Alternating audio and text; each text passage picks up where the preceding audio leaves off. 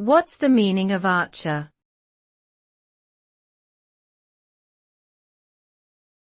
Archer.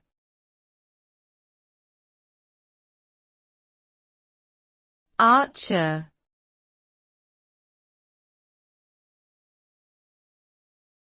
Archer.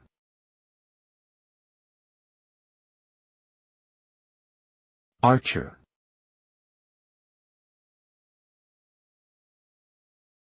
An archer is a person who practices the art of using a bow and arrows to shoot at a target.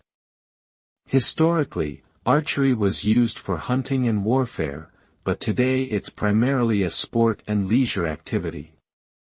Archers must have good hand-eye coordination, focus, and physical strength to draw and release the bow correctly.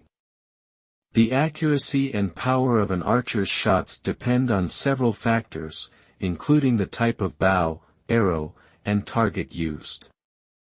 Archery has been celebrated in many cultures throughout history and continues to be a popular pastime worldwide.